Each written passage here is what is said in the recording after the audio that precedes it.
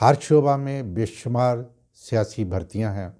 سیاسی پارٹیوں کے ورکرز نے سرکاری محکموں میں یونینز بنا رکھی ہیں، کارکردگی ان کی ناقص ہے، نتیجتاً ادارے خسارے میں جا رہے ہیں۔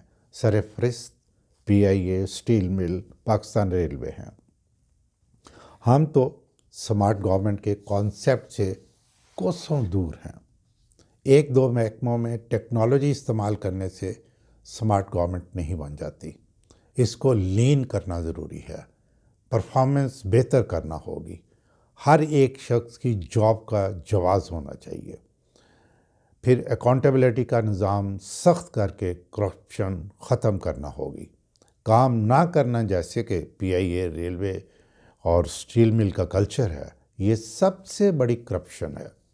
ناظرین، یہ میں نے آپ کو چیدہ نکات بتائے ہیں، لہٰذا احسن اقبال صاحب کا کام بہت مشکل ہے۔